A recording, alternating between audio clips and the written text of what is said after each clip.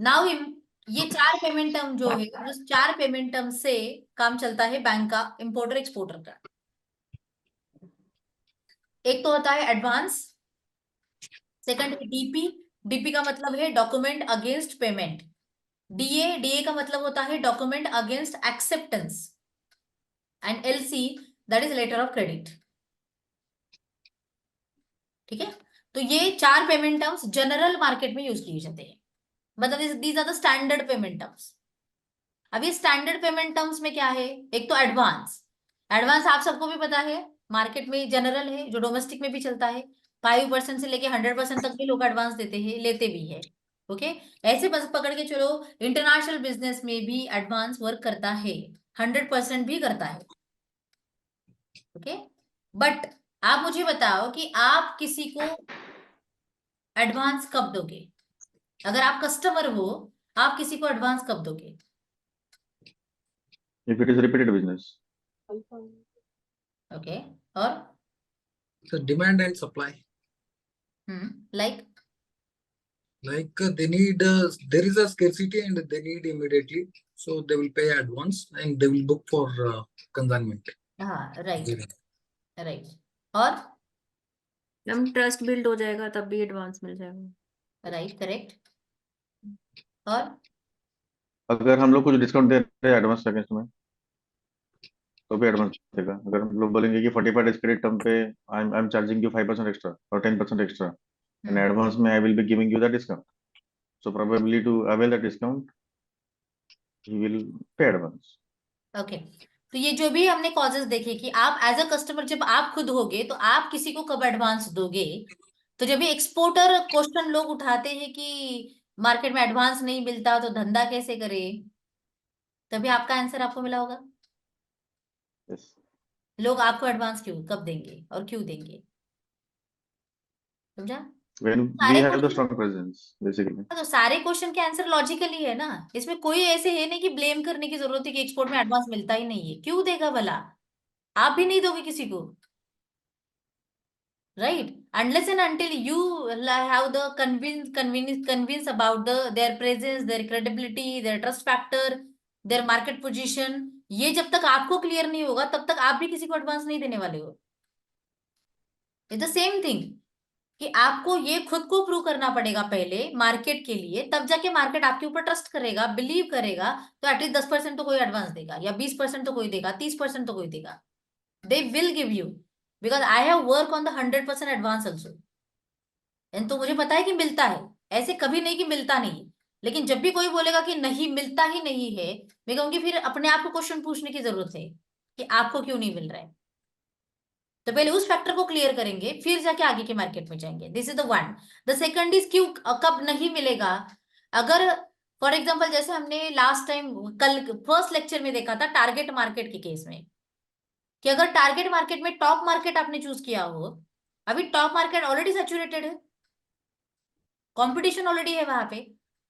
आप बोलोगे कि मुझे एडवांस ही चाहिए, मिलता है मार्केट में, लेकिन उस मार्केट में आपके जैसे बहुत सारे सप्लायर्स ऑलरेडी है जो ऑलरेडी क्रेडिट पे काम कर रहे हैं।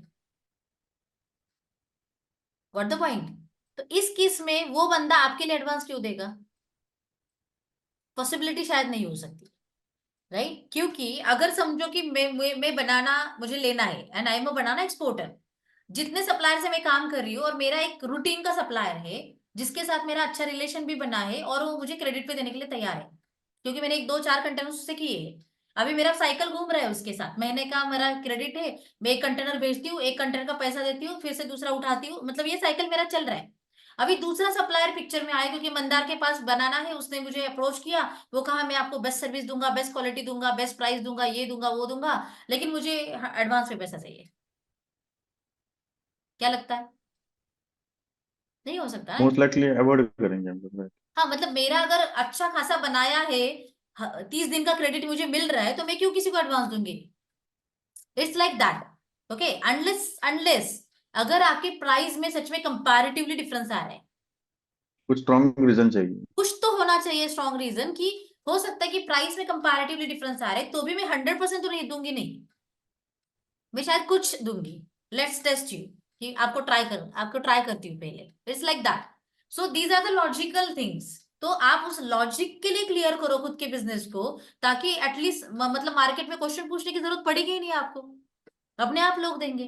तो एक तो 100% मिलता है, इवन एडवांस मिलता है, 100 मिले, 10 मिले, 50 मिले, but you will get certainly the advance payment when you need to approve the like certain conditions होने चाहिए, ताकि लोग आपके ऊपर ट्रस्ट बिल्ड करें।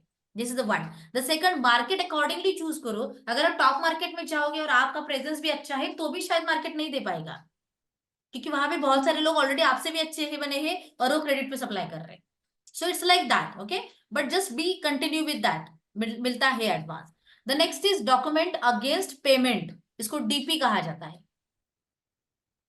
ठीक है, डीपी का मतलब होता है डॉक्यूमेंट अगेंस्ट पेमेंट। तो जैसे हम डोमेस्टिक में बात करते हैं सीओडी की, cash on delivery, it's like cash that. Delivery. DP का मतलब कैश ऑन डिलीवरी है। सिर्फ डोमेस्टिक में गुड्स के बदले पेमेंट दिया जाता है, इंटरनेशनल में डॉक्यूमेंट्स के बदले पेमेंट दिया जाता है। समझा? क्योंकि इंटरनेशनल में गुड्स से भी ज्यादा डॉक्यूमेंट इंपॉर्टेंट है। जब तक डॉक्यूमेंट नहीं मिलेंगे तब तक गुड्स नहीं मिलेंगे। समझा? इसीलिए यहाँ पे डॉक्यूमेंट्स के अगेंस्ट ट्रेड किया जाता है, डॉक्यूमेंट्स के अगेंस्ट पेमेंट टर्म्स होती है। सो अभी हमारे पूरे साइकिल में क्या हमने क्या देखा? Exporter will send the documents to exporters bank, exporter की बैंक इंपोर्टर के बैंक को भेजेगी। नाउ इंपोर्टर की बैंक इंपोर्टर को अपडेट करेगी कि we have received the documents, documents मिले हैं, okay, please pay first and then release the documents. अगर पेमेंट टर्म डीपी है या फिर आपकी सीओडी है, इट्स लाइक दैट। तो इंपोर्टर पहले डॉक्यूमेंट के अगेंस्ट पे करेगा और पेमेंट आने के बाद बैंक डॉक्यूमेंट को रिलीज करेगी। ठीक है, so that is why it is a safer term for you। अगर वो डीपी है तो मतलब आपको उतनी टेंशन नहीं होगी, आपके पैसे आपको मिल जाएंगे और फिर वो जाके गुड्स को क्लियर करेगा। सो this is called DP, okay. DA का मतलब होता है document against acceptance, but with in the credit period, okay. DA का मतलब हुआ document against acceptance with in the credit. So in short अगर हम पकड़े तो क्रेडिट पीरियड है, क्रेडिट की टर्म है। जैसे डोमेस्टिक में होता है ना 15 दिन का क्रेडिट, 30 दिन का क्रेडिट, 45 डेज का क्रेडिट, इट्स लाइक दैट। सो आप कस्टमर को 30 दिन का क्रेडिट दे रहे हो। जैसे मैंने अभी वो कोटेशन आपको दिखाया, वहां पे मैंने दिया था ना 15 days from the date of shipment, तो मैंने मेरे कस्टमर को 15 दिन का क्रेडिट दिया था कि वो मुझे शिपमेंट डेट के 15 दिन में पेमेंट करेगा। सो मेरी टर्म थी डीए एक्चुअल में, okay. So D is like a credit period. तो ऐसे नहीं कि इंटरनेशनल में सिर्फ एडवांस ही होता है क्रेडिट, तो क्रेडिट पे ही काम करते तो हम नहीं करेंगे। आप मुझे बताओ कि धंधा क्रेडिट के बिना ग्रो होता क्या? क्या होगा भी नहीं कभी। एज अ मैन्युफैक्चरर आपसे भी सप्लायर क्रेडिट मांगते हैं, जो भी बायर आपके होंगे वो भी आपसे क्रेडिट मांगते हैं। जब भी अगर आप ट्रेडर हो तो आप भी लोगों से क्रेडिट मांगते हो, तभी जाके तो आप आगे धंधा करते हो। फॉर एग्जाम्पल जैसे मैंने बनाना का बताया कि मैं अगर बनाना प्रोक्योर कर रही हूँ तो मैंने उसको बोला ना कि मैं 1 महीने के बाद पैसे दूंगी तुझे, इसीलिए तो उसने मुझे बनाना दिया, इसीलिए मैंने उससे बनाना लिया। क्योंकि मैं उसको अगर रिपीट ट्रेड दे रही हूँ, रिपीट ऑर्डर दे रही हूँ, तो डेफिनेटली एडवांस पेमेंट पे तो काम नहीं करूंगी ना मैं तो क्रेडिट पे ही जाऊंगी। इसका मतलब धंधा ग्रो करने के लिए आपको कॉम्बिनेशन यूज हमेशा करने पड़ते हैं। It's not always the like advance ही मिलना चाहिए तभी जाके मैं धंधा करूंगा। It is about the combination होते हैं। और इसीलिए मैंने आपको कोटेशन की लेवल पे बताया था, मेजोरिटी ट्रेड विल फेल या फिर डील क्रैक नहीं होते based on the price and the payment terms.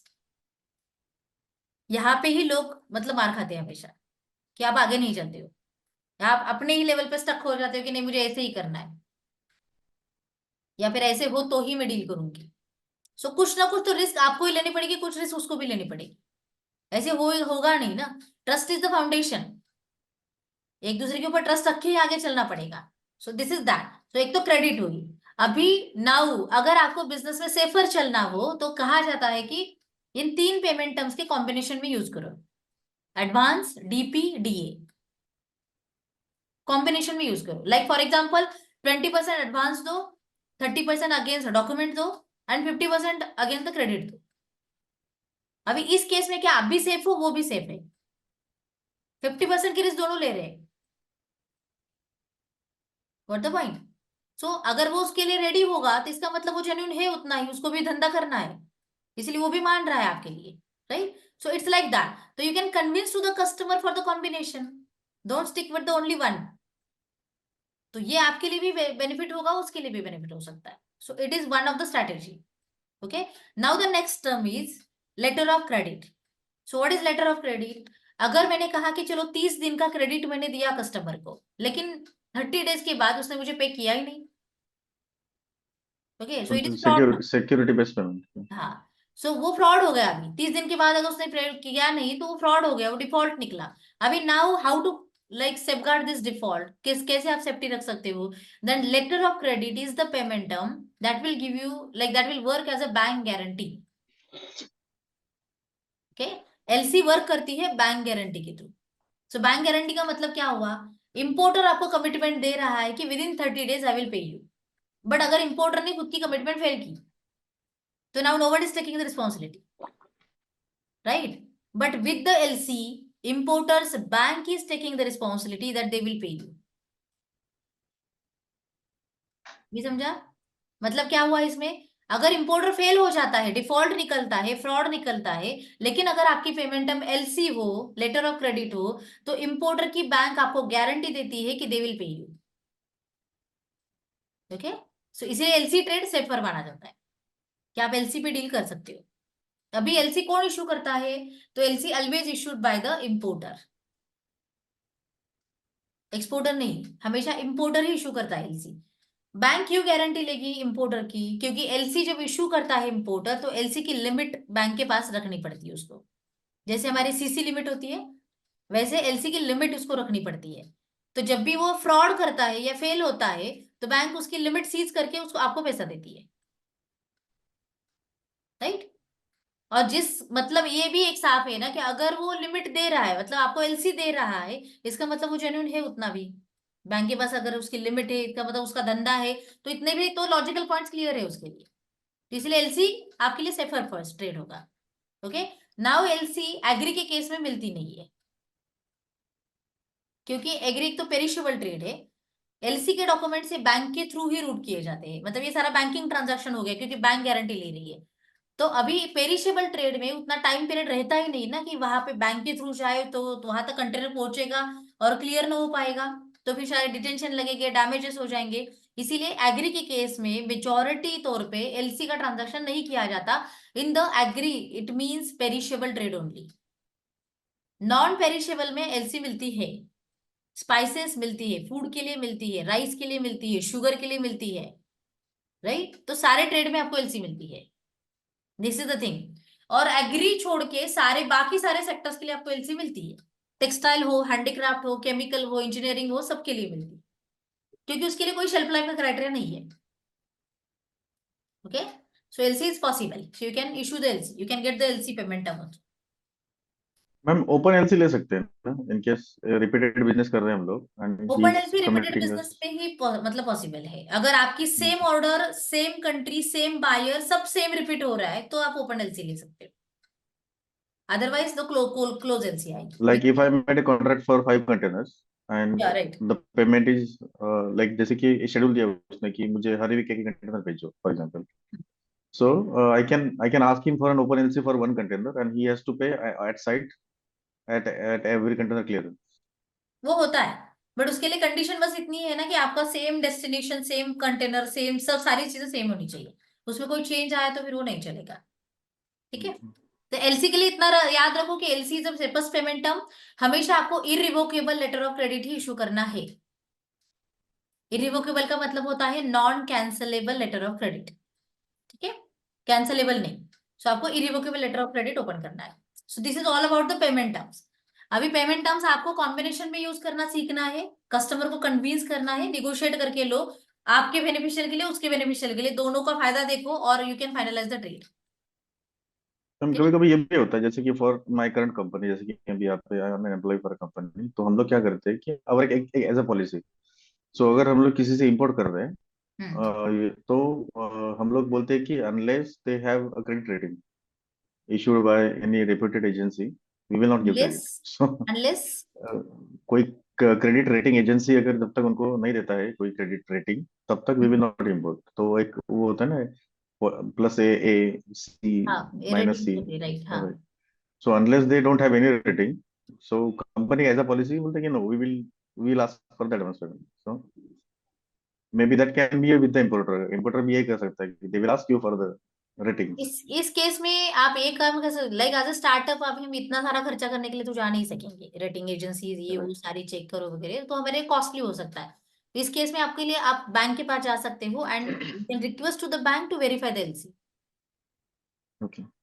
So that is possible, मतलब बैंक को रिक्वेस्ट कर सकते हो। और बैंक क्या है, बैंक उस बैंक का रेटिंग चेक करती है जिस बैंक से एलसी इशू किया है, तो बैंक आपको मेरा वेरीफाई करके दे सकती है। बैंक का क्रेडिबिलिटी ब्लैक चेक हाँ करेंगे। राइट, तो वो भी आपके लिए फायदेशीर हो सकता है फिर।